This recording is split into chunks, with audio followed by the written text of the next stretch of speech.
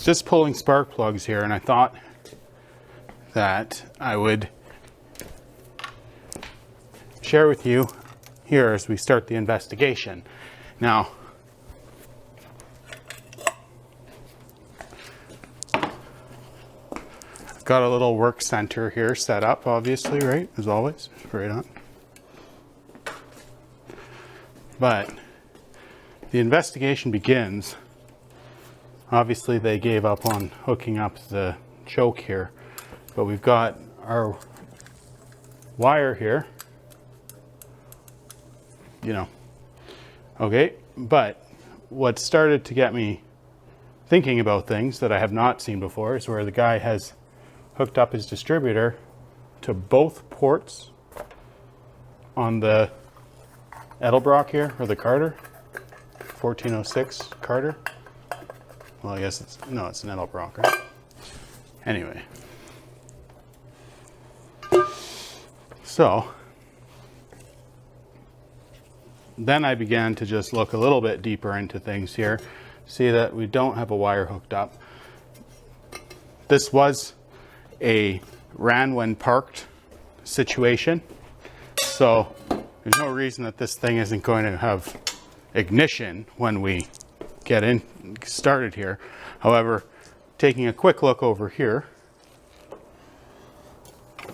this fuel line, although it is just drawing from the tank, doesn't have a hose clamp here. That's the stock flex fuel here. So they've, instead of putting a hose fitting here, they've done that.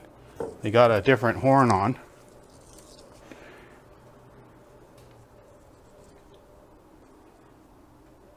Okay, so let's see if it's even got points or not. That I haven't checked, but it's got one wire going in, so that's kind of obvious. Yeah, we got points. I'm half in mind here to see what the metering rod in the carburetor is here, to see if that's stock or if that's being changed at all. And that'll just give us a little bit more of an insight of how much they knew what they were doing here. The other thing to be noted is they've done the alternator upgrade. However, they're still reusing the, not dynamo, generator bracket. Now you see those, how far out that is on the belt there? That's not good either. So, you know, what I've gotten back so far from the owner of this is that he wants to upgrade the master cylinder. I suggested that, and he believes that is going to be a great idea. And alternator bracket to actually make things work, I'm going to be forwarding that to him tomorrow. All right, so I'm just going to get the rest of the spark plugs pulled here and start lubing down cylinders like the plan was. Let those soak overnight, and we'll check the plug burn as well, and getting a start. So sounds good to me.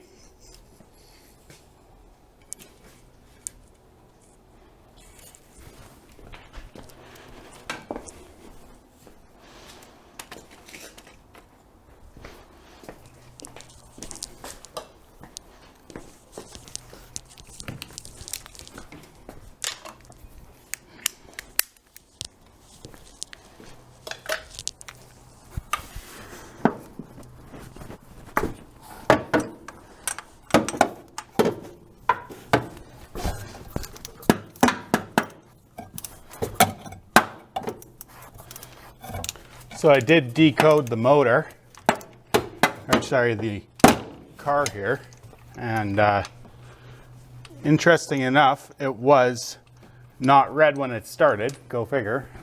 Most times this is what they did.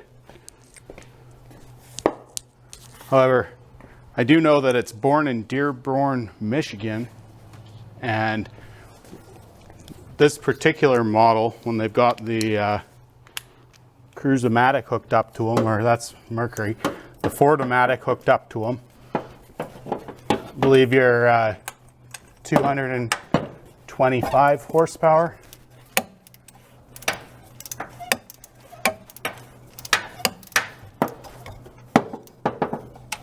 So 1957 in this motor would have gotten you a little better of an intake. It was known as the B manifold on these things. And here you go. This was supposed to be the one in question. Looks all right to me. A little hotter, but not bad for the plug. It gave you a 57 load-o-matic distributor. So that was the upgrade really to do to this motor, which has been done. And what you did not get when you did that was tack drive on the side of the distributor here. So that explains why they've got the speedometer cable just kind of sitting here. Interesting. So working our way down, we got this other side pulled.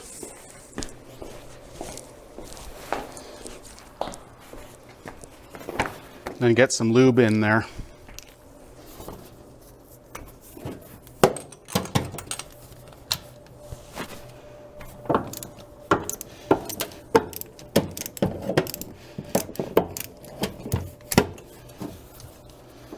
I know the 57 Mercury came with the seashell horns, so what possessed them to put this device on it, we don't know. Not too bad for cylinder number 5.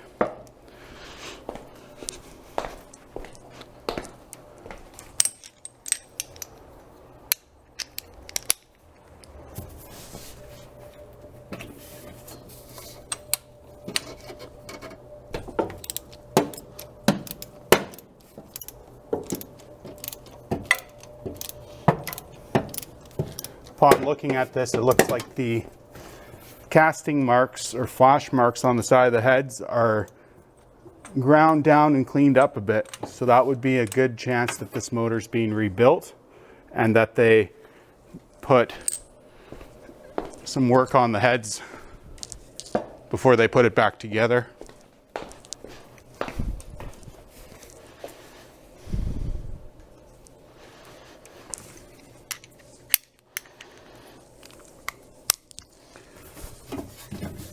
Road draft tube on this car, a little different than the 57 vintage as well. This Valley Pan motor here has it coming out the back right here, and that's your PCV system on it, which is basically just dumping it onto the street.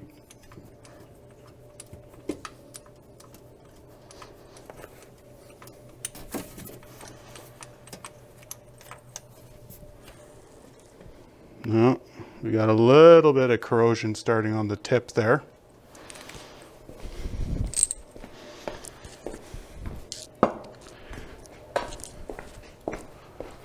One more.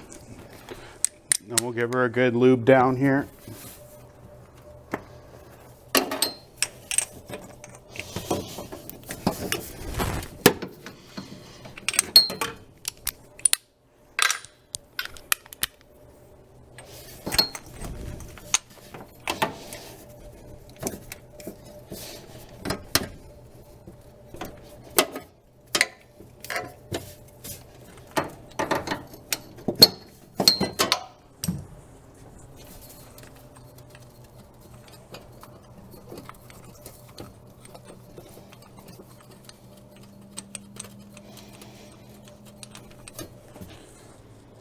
Whoa, there we go. So now that would be a fouled plug if you've seen one.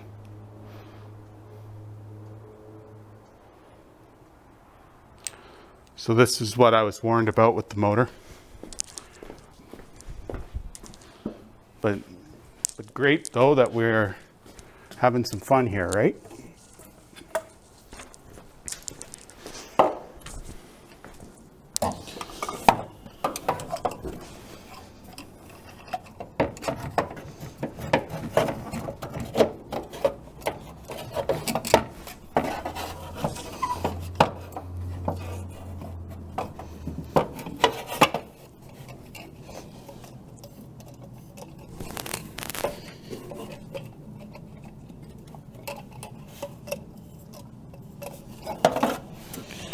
Just a couple of pumps in each side, each cylinder.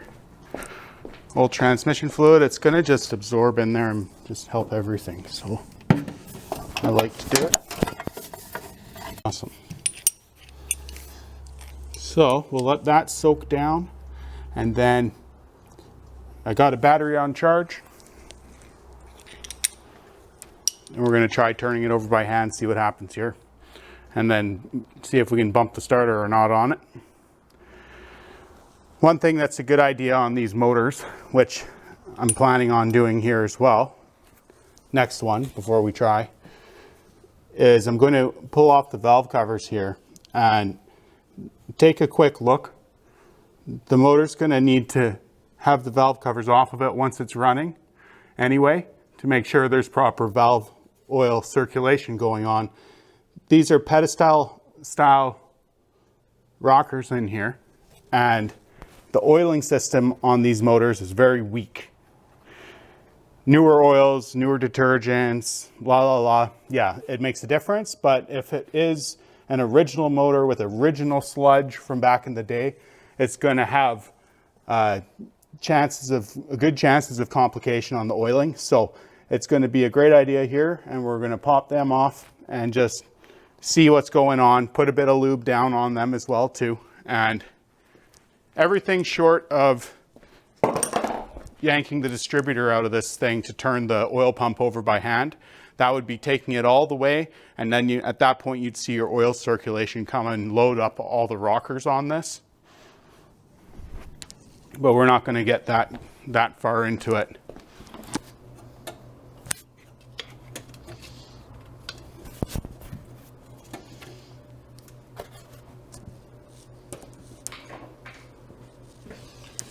Grommets can give you a little bit of a hard time.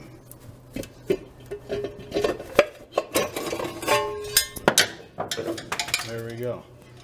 Looks like we'll be able to salvage it.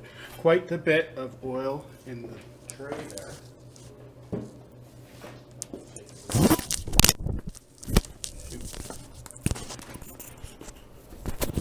If you didn't get that, I said quite a bit of oil in the tray right there.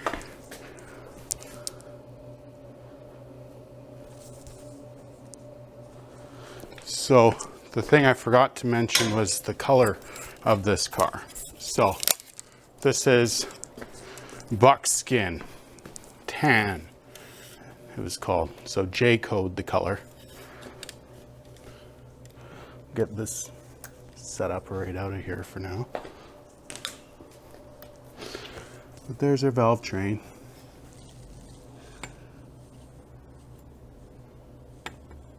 Everything looks good. Quite a debate on being off center on the tappets or straight over the top. Adjustable valves here. Come on, how does it get better? So we got one that doesn't match. So that right there is going to tell us this has been replaced, I would think, or the adjuster. I believe you could get both in 56, and 57 turned into this split washer afterwards. Ratio on this 312, I believe, is somewhere around 1.6 for a rocker arm ratio.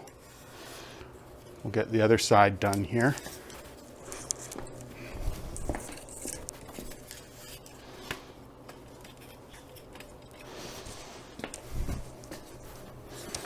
Awesome. Right on.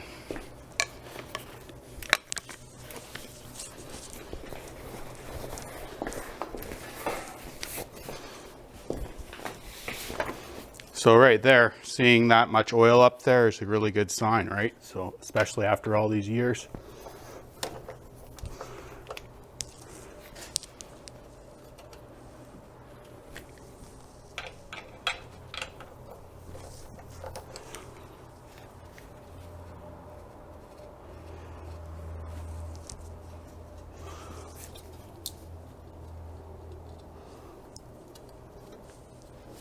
I believe these bolts, which I have on my 57 as wing nuts, the coolest ever, right?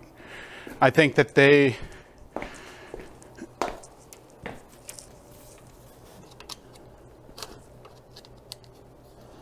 are only supposed to be torqued down to, I believe, somewhere in the neighborhood of 6 pounds. So really nothing crazy.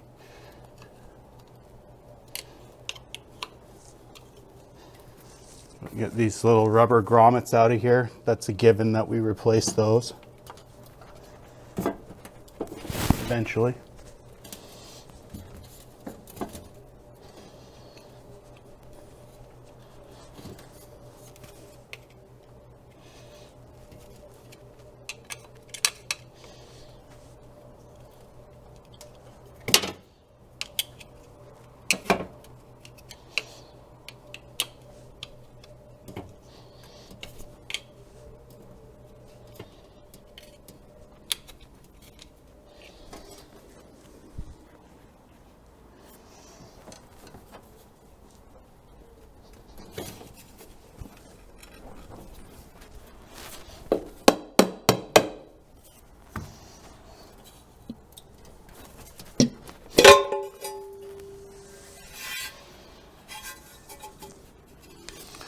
So those look like they're stock rocker adjustment nuts all the way on that. Those Thunderbird valve covers look like they're repopped too, by the way.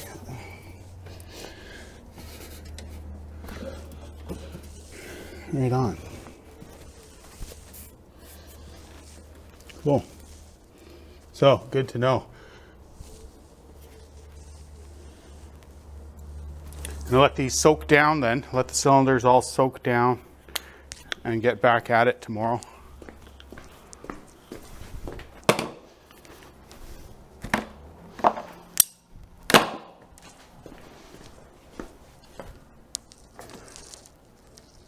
Cool. Well,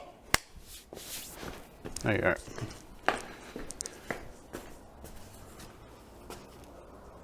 Thanks again, checking it out. Y block time. It's a very good time. Okay, talk to you later.